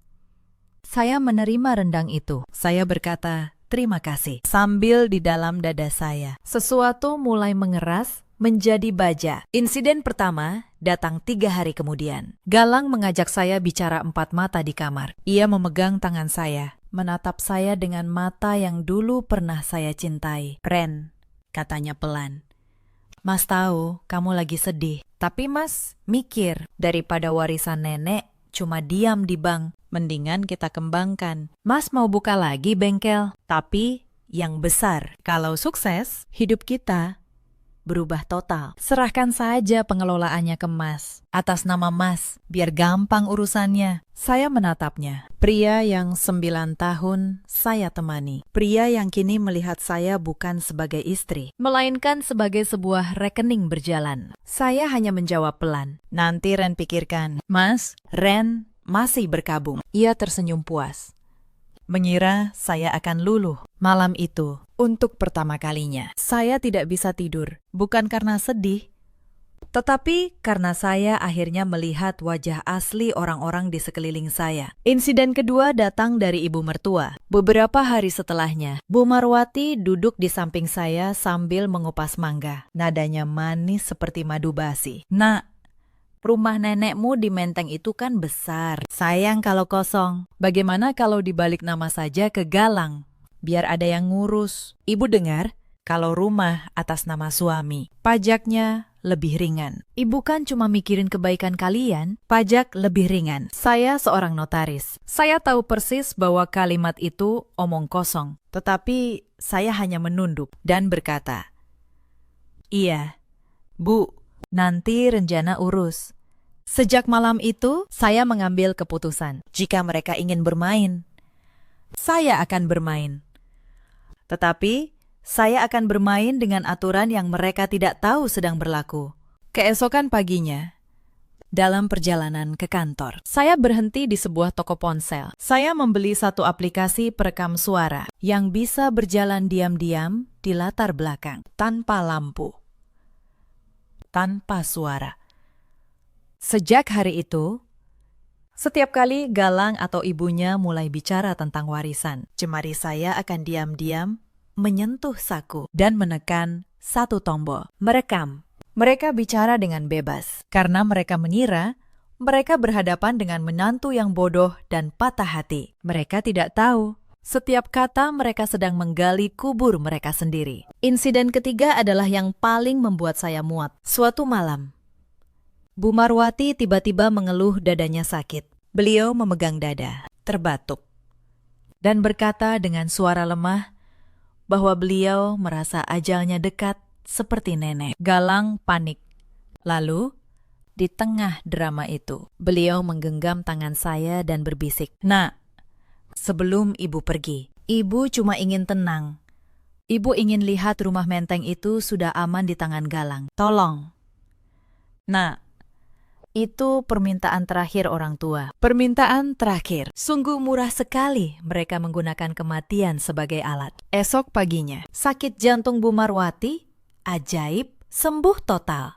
Beliau sarapan dengan lahap, bahkan menambah nasi. Saya menyaksikan semua itu dalam diam. Dan diam-diam, ponsel di saku saya merekam erangan palsu itu dari awal sampai akhir. Insiden keempat membawa pemain baru, adik ipar saya, Sari. Adik perempuan Galang, yang selama ini jarang menampakkan diri. Tiba-tiba rajin berkunjung. Ia datang dengan senyum lebar dan bahasa yang manis. Tetapi tidak butuh waktu lama bagi saya untuk menyadari Sari datang sebagai pasukan tambahan. Ia mulai menyentil-nyentil. "Mbak Ren, enak ya, dapat warisan banyak. Jangan lupa, keluarga." Loh, Mbak, kita kan satu darah sekarang. Satu darah. Padahal selama bertahun-tahun saya menderita di rumah ini. Tidak satu pun dari mereka yang menganggap saya darah daging. Saya baru menjadi keluarga di hari saldo rekening saya membengkak. Sari bahkan melangkah lebih jauh. Suatu hari, ia mengajak saya makan siang berdua. Dengan dalih, ingin lebih dekat dengan kakak ipar di restoran itu. Dengan senyum manisnya. Ia mulai menyusun perangkapnya sendiri. "Mbak Ren," katanya sambil mengaduk minumannya. "Sari ini sayang sama Mbak." Loh, makanya Sari mau ngingetin. Mas Galang itu sebenarnya lagi banyak tekanan soal bengkel. Kasihan dia kalau Mbak sayang sama dia. Bantu dong. Lagian, harta itu kan kalau dipakai bareng-bareng jadi berkah. Kalau ditahan sendiri, nanti malah jadi sumber pertengkaran. Saya menatap perempuan muda di hadapan saya itu. Begitu lihai memutar kata. Persis seperti ibunya. Saya hanya tersenyum dan menjawab, "Kamu benar, Sari, harta memang bisa jadi sumber pertengkaran. Makanya, Mbak harus hati-hati sekali siapa yang Mbak percaya." Sari tampak puas, mengira saya setuju. Ia tidak menangkap dua makna dalam kalimat saya. Dan sekali lagi, ponsel di tas saya menyimpan rapi seluruh percakapan itu. Sejak hari itu, saya menyadari bahwa ini bukan lagi rencana satu atau dua orang. Ini adalah persekongkolan satu keluarga. Mereka bergerak seperti kawanan dari berbagai arah, menutup setiap celah agar mangsa mereka tidak bisa lari. Yang tidak mereka sadari, mangsa itu sudah lama berhenti menjadi mangsa. Ada satu senjata lain yang mereka gunakan, dan ini yang paling kejam. Selama 9 tahun pernikahan, saya dan Galang belum dikaruniai anak dulu. Ini adalah luka yang kami tanggung bersama dalam diam. Tetapi kini, Bu Marwati mengubah luka itu menjadi pisau. Suatu malam, di meja makan, di hadapan Galang dan Sari, beliau berkata dengan nada prihatin yang dibuat-buat, "Renjana, kamu ini sudah 9 tahun tidak memberi keturunan. Untung Galang masih mau bertahan. Coba pikir, perempuan tanpa anak, tanpa kelebihan apa-apa. Siapa lagi yang mau? Makanya, Nak, kamu harus tahu diri. Berbaktilah pada keluarga yang masih mau menerimamu. Serahkan apa yang kamu punya. Anggap itu cara kamu menebus kekuranganmu." Kalimat itu dirancang untuk menghancurkan saya dari dalam. Untuk membuat saya merasa begitu tidak berharga. Sehingga saya akan dengan rela menyerahkan apapun. Hanya untuk merasa diterima. Dulu, kalimat seperti ini akan membuat saya menangis semalaman, meragukan harga diri saya sendiri. Tetapi malam itu, saya hanya menunduk dan berkata, "Iya, Bu, Renjana akan berusaha." Sementara di dalam dada saya, baja itu menjadi semakin keras. Saya menyadari satu hal yang membebaskan. Nilai saya sebagai manusia tidak pernah ditentukan oleh rahim saya atau oleh seberapa banyak yang bisa diperas dari saya. Nilai saya ditentukan oleh diri saya sendiri dan ponsel di saku saya. Sekali lagi, merekam setiap kata penghinaan itu dengan setia. Insiden kelima adalah titik di mana saya tahu. Ini bukan lagi sekedar keserakahan. Ini sudah menjadi rencana. Suatu sore, Galang pulang membawa map. Ia menaruhnya di meja dengan hati-hati, lalu berkata bahwa ada surat kecil yang perlu saya tanda tangani. Katanya itu hanya surat kuasa pengelolaan. Formalitas biasa. Ia bahkan menyodorkan pulpen sebagai notaris. Saya membaca setiap baris dan jantung saya berhenti sejenak. Itu bukan surat kuasa biasa, itu adalah surat kuasa penuh yang memberi Galang hak untuk menjual, mengalihkan, dan menguasai seluruh aset warisan saya tanpa perlu persetujuan saya lagi. Sekali saya menandatanganinya, saya akan kehilangan segalanya hanya dengan satu coretan tinta. Saya menatap pulpen itu, lalu Saya menatap suami saya yang tersenyum penuh harap. Menunggu saya menggali kubur saya sendiri. Saya menarik napas dan berkata dengan suara selembut mungkin. Mas, ini dokumen penting. Ren mau baca dulu yang teliti. Besok ya. Ren tanda tangani. Wajahnya sedikit kecewa, tetapi ia mengangguk. Malam itu, saya tidak tidur sama sekali. Saya duduk di tepi ranjang, memandangi map itu. Dan untuk pertama kalinya sejak nenek pergi, saya teringat sesuatu. Amplop coklat, pesan terakhir nenek. Buka bila hatimu sudah cukup terluka untuk mengerti. Hati saya malam itu sudah lebih dari cukup terluka. Insiden keenam terjadi di dalam diri saya sendiri. Di tengah keheningan dini hari, saya bangkit. Saya menggeledah dasar lemari tua saya. Dan di sana, terselip di antara lipatan kain, amplop coklat itu masih menunggu. Tangan saya gemetar saat membukanya. Di dalamnya ada surat tulisan tangan nenek dan satu salinan dokumen resmi berstempel notaris. Saya membaca surat nenek terlebih dahulu. Air mata saya jatuh membasahi kertas. Renjana sayang, jika kau membuka surat ini, berarti nenek sudah tiada.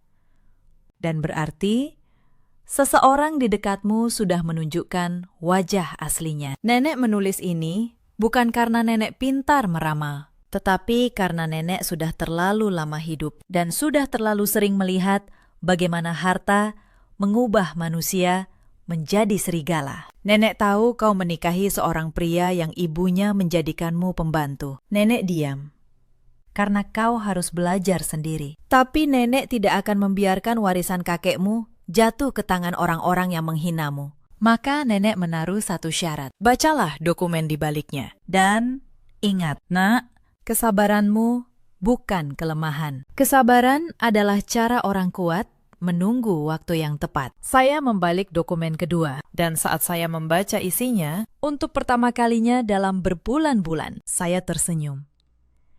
Bukan senyum getir, tetapi senyum seorang perempuan yang baru saja menemukan kembali pijakannya. Ternyata, Nenek Sukarsih jauh lebih cerdik daripada seluruh rencana busuk mereka digabungkan menjadi satu. Tetapi malam itu, mereka belum tahu apa-apa. Mereka masih mengira saya hanya seekor angsa yang menunggu untuk disembelih. Insiden ketujuh adalah ujian terberat untuk kesabaran saya. Esok harinya, saya menemui Galang dan berkata bahwa saya butuh waktu 1 minggu lagi untuk menyiapkan dokumen. Saya berpura-pura sibuk, berpura-pura masih ragu, berpura-pura sedikit demi sedikit luluh. Selama 1 minggu itu, saya menjalani peran terbaik dalam hidup saya. Saya tetap menyajikan bubur ayam setiap pagi. Saya tetap menunduk saat disindir. Saya tetap memanggil mereka dengan hormat. Tetapi, di belakang layar, saya bergerak.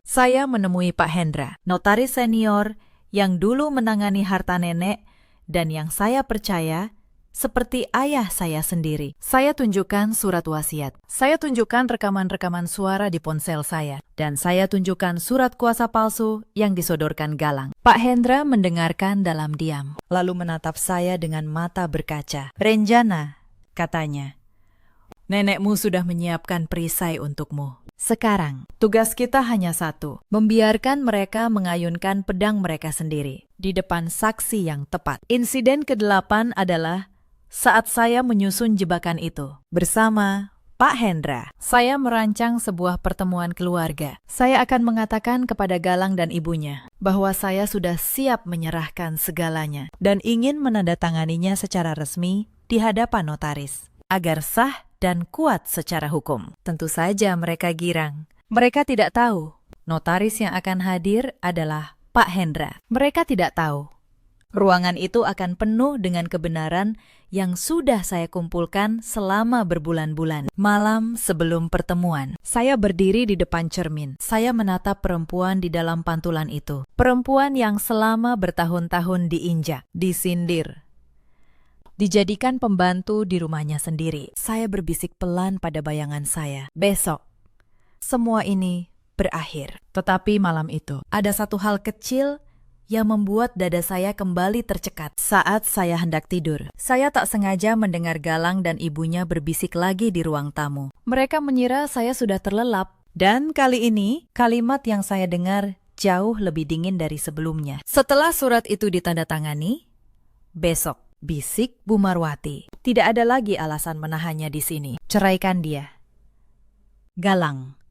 Cari yang muda, perempuan macam dia, tanpa harta. Tidak ada harganya lagi. Dan Galang, suami saya, hanya menjawab pelan. Iya, Bu.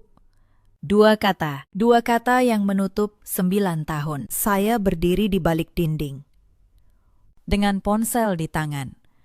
Lampu layar sengaja saya matikan, dan tombol rekam menyala. Air mata saya jatuh tanpa suara. Tetapi, untuk pertama kalinya, air mata itu tidak terasa seperti kekalahan. Air mata itu terasa seperti tinta terakhir yang melengkapi sebuah surat dakwaan. Besok, mereka akan datang untuk menyembelih angsa. Mereka tidak tahu, angsa itu sudah lama berubah menjadi sesuatu yang lain. Pagi pertemuan itu, saya bangun lebih awal dari biasanya. Untuk terakhir kalinya, saya menyiapkan bubur ayam dan teh tawar. Saya menatanya di meja dengan rapi, seperti yang sudah saya lakukan ribuan pagi. Bedanya, pagi ini, tangan saya tidak gemetar. Hati saya tenang, seperti permukaan danau sebelum badai. Bu Marwati keluar dari kamar. Beliau melihat sarapan itu, lalu melihat saya, dan tersenyum dengan senyum yang paling manis yang pernah beliau berikan. Anak baik, katanya.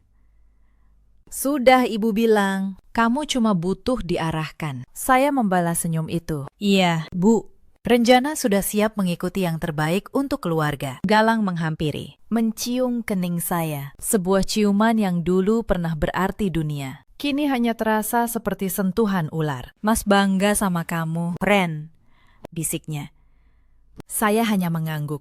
Di dalam tas saya, ponsel dengan semua rekaman itu terjaga, dan satu salinan surat wasiat nenek terlipat rapi, menunggu waktunya. Insiden ke-9 terjadi sepanjang perjalanan menuju kantor notaris. Di dalam mobil, mereka bertiga, Galang, Bu Marwati, dan Sari, tidak bisa menyembunyikan kegembiraan mereka. Mereka berbicara tentang masa depan, seolah saya tidak ada di sana. Sari berkata ingin membeli mobil baru. Bu Marwati berkata ingin merenovasi rumah menteng menjadi miliknya. Galang tertawa, berkata, bengkelnya akan menjadi yang terbesar di kota. Mereka membagi-bagi harta yang bukan milik mereka, di depan pemiliknya yang sah, tanpa sedikit pun rasa malu. Saya duduk diam di kursi, memandang keluar jendela, sambil membiarkan ponsel di pangkuan saya merekam setiap rencana mereka. Saya tidak marah lagi. Saya hanya merasa, untuk terakhir kalinya, saya melihat betapa dalamnya jurang keserakahan manusia. Insiden ke-10 adalah saat kami tiba. Mereka mengira kami menuju kantor notaris langganan Galang, seorang notaris muda yang bisa mereka atur. Tetapi, saya sudah mengubah lokasinya pada menit terakhir. Dengan alasan kantor itu sedang direnovasi, saya mengarahkan mereka ke kantor lain, kantor Pak Hendra. Saat mobil berhenti di depan gedung tua berwibawa itu, saya melihat sekilas keraguan di wajah Bu Marwati. Tetapi keserakahan selalu lebih kuat daripada kewaspadaan. Mereka turun. Mereka masuk. Mereka duduk di ruang pertemuan yang sudah saya siapkan. Mereka tidak tahu. Mereka baru saja melangkah masuk ke dalam ruangan yang akan menjadi panggung kejatuhan mereka sendiri. Dan saat pintu ruangan itu tertutup di belakang kami, saya tahu. Masa-masa saya menunduk telah berakhir. Ruang pertemuan itu sederhana, sebuah meja kayu panjang, beberapa kursi, dan rak penuh buku hukum di belakangnya. Pak Hendra duduk di ujung meja, mengenakan kacamata, dengan tumpukan dokumen di hadapannya. Wajahnya tenang dan berwibawa. Galang, Bu Marwati, dan Sari duduk berjajar di satu sisi. Saya duduk di sisi yang lain, sendirian. Tetapi, untuk pertama kalinya, saya tidak merasa sendiri. Baik, kata Pak Hendra membuka. Hari ini kita berkumpul atas permintaan Ibu Renjana untuk mengurus pengalihan aset warisan almarhumah Ibu Sukarsi. Sebelum kita mulai, izinkan saya membacakan beberapa hal penting. Bu Marwati tersenyum lebar. Sudah tidak sabar. Langsung saja. Pakistan, mana yang harus ditandatangani? Renjana, biar cepat. Saya menatap beliau. Lalu saya berkata pelan, dengan suara yang akhirnya tidak lagi saya buat-buat melembut. Sabar, Bu. Sebentar lagi, Ibu akan mendapatkan semua yang Ibu pantas dapatkan. Ada sesuatu dalam nada suara saya yang membuat senyum beliau sedikit pudar. Tetapi beliau belum mengerti. Belum. Pak Hendra mengeluarkan sebuah map. Sebelum pengalihan, saya wajib membacakan surat wasiat asli almarhumah Ibu Sukarsi yang dibuat dan disahkan di kantor ini 1 tahun sebelum beliau berpulang. Surat ini memiliki kekuatan hukum penuh. Galang mengerutkan dahi. Wasiat. Bukannya warisannya sudah jelas semua ke Renjana? Benar, jawab Pak Hendra, tenang. Tetapi ada satu pasal khusus yang belum pernah dibacakan kepada siapapun, kecuali kepada Ibu Renjana sendiri 2 hari yang lalu. Saya melihat keringat tipis mulai muncul di dahi Bu Marwati. Insting beliau, insting seekor pemangsa, mulai merasakan bahaya. Tetapi sudah terlambat untuk lari. Pak Hendra mulai membaca. Suaranya jernih memenuhi ruangan. Saya, Sukarsi, dengan akal sehat dan tanpa paksaan, mewariskan seluruh harta saya kepada cucu saya satu-satunya, Renjana Wulandari. Namun, dengan satu syarat mutlak yang mengikat. Apabila terbukti bahwa suami atau keluarga suami dari cucu saya berupaya dengan tipu daya, paksaan, atau pengkhianatan untuk merampas, mengalihkan, atau menguasai harta ini dari tangan cucu saya, maka seluruh hak suami atas harta Gonogini dan seluruh klaim apapun atas warisan ini gugur seketika, dan harta ini akan dikunci sepenuhnya atas nama Renjana, tidak dapat diganggu-gugat oleh siapapun selamanya. Ruangan itu hening total, sehening kuburan. Wajah Galang memucat. Sari membeku dengan mulut setengah terbuka. Dan Bu Marwati, perempuan yang selama bertahun-tahun begitu pandai mengendalikan situasi, kini duduk kaku dengan mata yang membelalak. Itu tidak mungkin. Suara Bu Marwati bergetar. Surat itu pasti palsu. Renjana yang mengarang ini semua. Pak Hendra menatap beliau dengan tenang. Surat ini dibuat 1 tahun lalu. Bu, jauh sebelum Ibu Sukarsi wafat, distempel, disaksikan, dan diarsipkan secara resmi negara. Tidak ada satupun yang bisa memalsukannya. Sekarang giliran saya.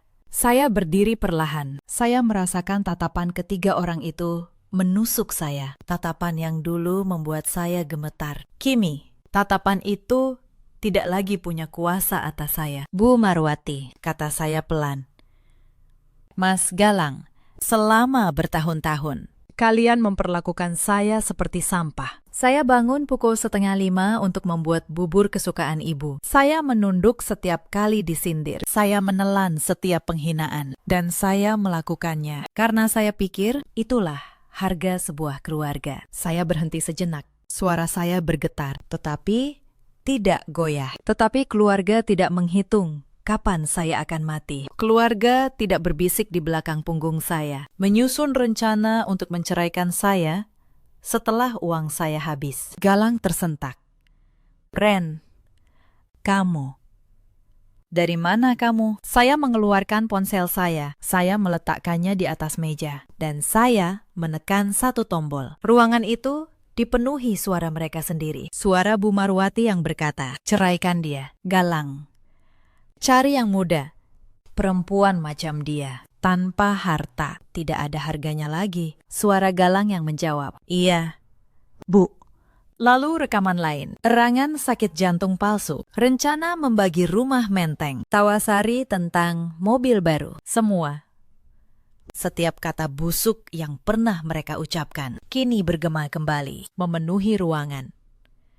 Di depan seorang notaris, dan di depan Tuhan. Wajah mereka bertiga berubah putih seperti kapur. Sari mulai menangis. Galang menunduk, tidak berani menatap saya. Dan Bu Marwati, untuk pertama kalinya dalam hidup saya mengenalnya, kehilangan semua kata. Galang adalah orang pertama yang bersuara setelah rekaman itu berhenti. Suaranya nyaris tak terdengar. Ren, itu, kamu rekam semuanya selama berbulan-bulan. Mas, jawab saya tenang.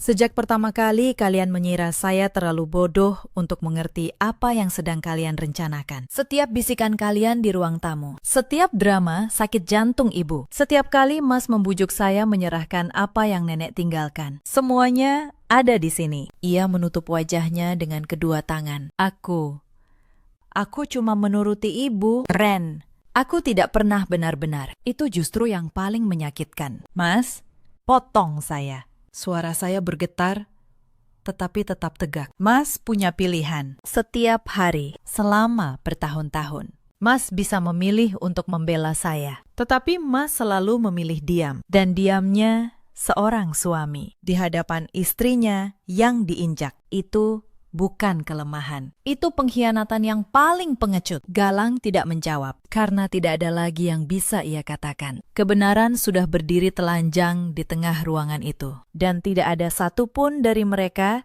yang bisa menutupinya lagi. Hitam di atas putih. Bu, kata saya pelan, menutup ponsel itu. Surat wasiat nenek, ditambah suara kalian sendiri. Menurut hukum, semua yang ada di rekaman ini adalah bukti pengkhianatan. Dan itu berarti, sesuai syarat nenek, Mas Galang kehilangan seluruh haknya atas harta gonogini kami. Tidak ada 1 rupiah pun dari warisan ini yang akan jatuh ke tangan kalian. Tidak. Pernah. Renjana, tolong. Akhirnya Bu Marwati bersuara. Dan kini, nadanya berubah total, merendah. Memelas. Ibu hilaf. Nak, ibu salah. Kita ini keluarga. Maafkan ibu. Jangan buang ibu. Keluarga, kata itu dari mulut beliau. Terdengar seperti lelucon yang paling pahit. Saya menatap perempuan yang dulu berkata, saya tidak punya ibu yang mengajari sopan santun. Perempuan yang menjadikan rumah saya neraka. Dan saya merasakan sesuatu yang aneh. Bukan dendam, hanya rasa lelah yang teramat dalam. Dan kelegaan yang perlahan menghangat. Bu, kata saya tidak akan membalas kalian dengan kebencian. Karena nenek mengajari saya, orang kuat tidak perlu membalas. Mereka hanya perlu berhenti membiarkan dirinya diinjak. Hari ini, saya berhenti. Saya berhenti sejenak. Lalu menatap Bu Marwati lurus. Ibu pernah berkata, perempuan tanpa anak, tanpa kelebihan apa-apa. Tidak ada yang mau. Ibu pakai luka terdalam saya sebagai senjata di meja makan. Di depan semua orang. Hari ini saya ingin ibu tahu, harga diri saya tidak pernah ditentukan oleh apa yang bisa ibu peras dari saya. Dan ternyata justru ibu yang sebentar lagi tidak akan punya apa-apa. Bu Marwati membuka mulut. Tetapi tidak ada suara yang keluar. Saya menoleh ke Pak Hendra, Pakistan. Saya minta surat gugatan cerai disiapkan. Dan saya minta seluruh aset warisan dikunci sepenuhnya atas nama saya, sesuai wasiat nenek. Pak Hendra mengangguk. Sudah saya siapkan. Renjana, tinggal tanda tangan kamu. Saya mengambil pulpen. Pulpen yang sama jenisnya dengan yang dulu disodorkan Galang untuk menjebak saya. Tetapi kali ini saya yang memegangnya. Dan saya menandatangani. Bukan kekalahan saya, melainkan kebebasan saya. Galang mengangkat wajahnya. Matanya basah. Ren, 9 tahun. Ren, apa tidak ada sisa apapun? Saya menatapnya untuk terakhir kalinya. Ada. Mas, ada sisa. 9 tahun mengajari saya bahwa cinta yang harus dibayar dengan harga diri bukanlah cinta. Itu perbudakan. Dan saya mulai hari ini sudah merdeka. Saya berdiri, mengambil tas saya, dan berjalan menuju pintu. Di belakang saya mendengar isak tangis Sari dan suara Bu Marwati yang memanggil-manggil nama saya. Tetapi saya tidak menoleh. Saya membuka pintu. Dan saya melangkah keluar, menuju cahaya matahari di luar gedung itu. Untuk pertama kalinya dalam 5 tahun, udara terasa ringan di dada saya. Proses perceraian itu tidak berlangsung lama. Dengan rekaman, surat wasiat, dan surat kuasa palsu yang sempat disodorkan Galang. Posisi hukum saya kokoh seperti karang. Pengacara Galang, yang awalnya datang dengan sikap angkuh, perlahan menundukkan kepalanya setelah membaca berkas-berkas itu. Tidak ada celah Tidak ada ruang tawar-menawar. Di ruang sidang, saya melihat Galang untuk salah satu kali terakhir. Pria yang dulu berjanji menjadi tameng saya, kini duduk dengan bahu yang merosot, wajah yang lelah, dan tatapan yang tidak berani bertemu mata saya. Bu Marwati tidak hadir. Beliau terlalu malu untuk menampakkan diri. Hakim mengetuk palu. Pernikahan 9 tahun itu resmi berakhir. Saya keluar dari gedung pengadilan tanpa air mata. Bukan karena saya tidak punya perasaan, tetapi karena air mata saya sudah habis. Saya tangiskan bertahun-tahun yang lalu di dapur sempit itu sendirian sebelum subuh. Hari-hari pertama setelah bebas terasa aneh. Saya tinggal sementara di sebuah apartemen kecil yang saya sewa, sambil rumah menteng peninggalan nenek direnovasi. Untuk pertama kalinya dalam bertahun-tahun, saya bangun bukan karena alarm pukul 4:30. Saya bangun karena cahaya matahari yang masuk lewat jendela. Tidak ada lagi bubur ayam yang harus disiapkan. Tidak ada lagi sindiran yang menunggu di meja makan. Hanya keheningan. Keheningan yang untuk pertama kalinya terasa damai, bukan mencekam. Saya mulai membenahi hidup saya perlahan. Rumah tua nenek di Menteng yang dulu catnya mengelupas, saya renovasi dengan hati-hati, mempertahankan setiap sudut yang menyimpan kenangan beliau. Saya pindahkan kantor notaris kecil saya ke salah satu ruangan di rumah itu, agar saya bisa bekerja sambil ditemani aroma masa lalu yang hangat. Ruko peninggalan nenek saya sewakan, dan hasilnya saya kelola dengan bijak, bukan untuk berfoya-foya, melainkan untuk membangun pijakan yang kokoh. Saya juga bertemu kembali dengan Mbak Asih, asisten rumah tangga lama nenek yang dulu sangat menyayangi saya. Beliau menangis saat melihat saya, memeluk saya erat, dan berkata bahwa nenek selalu bercerita tentang saya dengan bangga. Nenekmu tahu, nak, kata Mbak Asih sambil mengusap air matanya. Beliau tahu kamu akan baik-baik saja. Beliau cuma ingin memastikan kamu punya pegangan saat dunia menjatuhkanmu. Saya mengajak Mbak Asih tinggal kembali di rumah menteng, bukan sebagai pembantu, melainkan sebagai keluarga yang dulu hilang dan kini ditemukan kembali. Beberapa bulan berlalu. Hidup saya perlahan menemukan iramanya yang baru, tenang, sederhana, dan utuh. Saya tidak lagi mengukur harga diri saya dari seberapa baik saya melayani orang lain. Saya belajar bahwa menjadi baik bukan berarti membiarkan diri diinjak. Dan saya belajar bahwa kesabaran sejati bukanlah diam selamanya, melainkan tahu kapan harus berhenti diam. Lalu, suatu sore, kabar tentang mereka sampai ke telinga saya. Bukan saya yang mencari, seorang teman lama yang tidak sengaja bertemu Sari di pasar, yang menceritakannya pada saya. Bengkel besar yang dulu diimpikan Galang, yang seharusnya dibangun dengan uang warisan saya, tidak pernah terwujud. Tanpa modal itu, ia mencoba berutang ke sana-sini, tetapi tanpa kemampuan mengelola. Utang itu justru menumpuk. Bengkel kecilnya yang lama akhirnya gulung tikar, tertelan oleh bunga utang yang tidak bisa ia bayar. Galang kini tinggal di sebuah kamar kos sempit di pinggiran kota, bekerja serabutan dari satu tempat ke tempat lain. Dan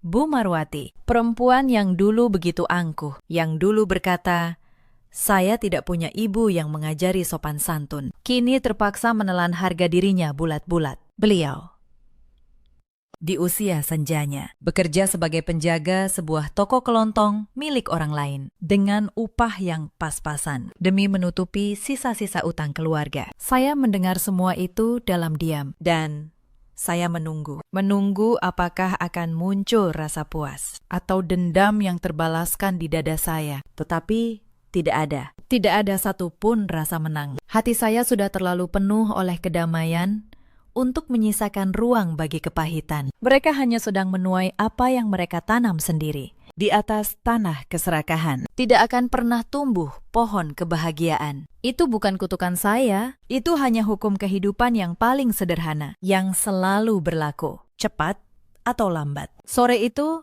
saya duduk di teras rumah menteng yang sudah saya benahi. Di tangan saya, secangkir teh tawar hangat. Bukan untuk siapapun. Kali ini, untuk diri saya sendiri. Saya meraba kalung perak kecil di leher saya. Satu-satunya benda peninggalan nenek yang selalu saya kenakan. Dan saya akhirnya benar-benar memahami arti pesan terakhir beliau. Warisan ini, kata nenek dalam suratnya, bukanlah sekedar deretan angka di buku tabungan, bukan tentang sertifikat rumah atau nilai tanah atau emas yang berkilau. Semua materi itu hanyalah sarana. Warisan yang sesungguhnya beliau tinggalkan adalah sebuah kebebasan, sebuah sayap yang tak terlihat, yang membuat saya memiliki hak penuh untuk menentukan arah langkah saya sendiri, tanpa harus menunduk, tanpa harus bergantung pada belas kasihan siapapun yang menghina saya. Suatu hari, di penghujung musim hujan, ada ketukan di pintu pagar rumah Menteng. Mbak Asih masuk dengan wajah ragu, lalu berkata bahwa ada 2 orang yang ingin menemui saya. Saat saya keluar, saya melihat mereka, Galang dan Bu Marwati, berdiri di balik pagar, basah oleh gerimis, dengan pakaian yang sudah lusuh. Mereka datang untuk meminta. Bu Marwati, yang dulu setinggi langit, kini menunduk di hadapan saya. Renjana, suaranya parau. Ibu, kami tidak punya tempat lagi. Utang itu mencekik kami. Kalau kamu masih punya hati, tolong. Nak, kita pernah jadi keluarga. Saya menatap mereka berdua dalam diam. Dulu, sebelum semua ini, saya mungkin akan langsung membuka pagar, mempersilahkan masuk, menangis bersama mereka. Karena dulu, saya mengira kebaikan berarti menyerahkan segalanya, bahkan kepada orang yang menyakiti saya. Tetapi saya sudah berbeda sekarang. Saya membuka dompet saya. Saya berikan sejumlah uang kepada Mbak Asih dan meminta beliau menyerahkannya. Ini untuk makan kalian beberapa hari dan untuk ongkos pulang. Kata saya, tenang. Saya memberikannya bukan karena kalian keluarga, tetapi karena saya tidak ingin menjadi serupa dengan kalian. Saya memberi karena saya mampu memberi tanpa kehilangan harga diri saya. Lalu, saya menatap Galang. Tetapi pintu rumah ini tidak akan pernah terbuka untuk kalian lagi. Bukan karena saya membenci kalian, tetapi karena saya akhirnya belajar mencintai diri saya sendiri. Pulanglah dan jangan kembali. Bu Marwati menangis. Galang hanya menunduk, menerima uang itu dengan tangan gemetar, lalu berbalik pergi tanpa sepatah kata pun. Saya menutup pintu, dan saya tidak merasa bersalah sedikit pun. Karena memberi maaf tidak berarti membuka kembali pintu bagi mereka yang dulu menjadikan rumah kita sebagai neraka. Saya kembali ke teras. Teh tawar saya sudah mendingin, tetapi saya tidak peduli. Saya memandang langit Jakarta yang mulai cerah setelah hujan. Dan untuk pertama kalinya, saya merasa benar-benar utuh. 5 tahun saya hidup sebagai bayangan di rumah saya sendiri. 5 tahun saya mengira kesabaran berarti membiarkan diri dihancurkan perlahan. Tetapi nenek mengajari saya, lewat 1 surat dan 1 syarat kecil, bahwa kesabaran yang benar adalah kekuatan yang menunggu waktunya. Dan keadilan, betapapun lambatnya ia berjalan, pada akhirnya selalu menemukan jalannya pulang. Cerita ini mengajarkan kita banyak hal, bahwa keserakahan, sehalus apapun ia dibungkus senyuman, pada akhirnya akan menelan tuannya sendiri, bahwa kebaikan tidak pernah berarti kelemahan, dan bahwa harga diri, sekali kita memutuskan untuk menjaganya, tidak akan pernah bisa diinjak oleh siapapun lagi. Jangan pernah hanya demi disebut keluarga. Kita rela menyerahkan kehormatan kita untuk diinjak-injak. Dan jangan pernah pula kita meremehkan kesabaran seseorang, karena di balik diam yang panjang, seringkali tersimpan kekuatan yang sedang menunggu fajarnya. Di luar sana, ada banyak perempuan yang mungkin sedang berada di posisi saya dulu. Bangun sebelum subuh, melayani tanpa pernah dihargai, menelan setiap penghinaan demi sebuah kata bernama keluarga. Kepada kalian, saya ingin berkata, kesabaran kalian bukanlah kelemahan, tetapi jangan biarkan kesabaran itu menjadi rantai yang mengikat kalian selamanya. Kalian berhak menentukan kapan harus berhenti diam. Ada juga banyak suami di luar sana, seperti Galang, yang lebih memilih tunduk pada keserakahan daripada melindungi orang yang berjanji ia cintai. Dan ada pula Para ibu mertua yang karena takut kehilangan kendali atas anaknya, justru menghancurkan kebahagiaan rumah tangga itu dengan tangannya sendiri. Galang dan ibunya kini hidup dalam kekurangan yang mereka ciptakan sendiri. Dan saya, perempuan yang dulu mereka kira hanya seekor angsa untuk disembelih, kini berdiri di atas kaki saya sendiri, bebas, mandiri, dan utuh. Dalam hidup, kita semua punya pilihan. Pilihan untuk terus bertahan dalam luka, atau pilihan untuk akhirnya melepaskan dan terbang. Saya memilih untuk terbang. Bagaimana dengan kalian? Pernahkah kalian berada di posisi yang sama? Ceritakan kisah kalian di kolom komentar. Mari kita saling menguatkan. Terima kasih sudah menemani sampai akhir, dan sampai jumpa di kisah berikutnya.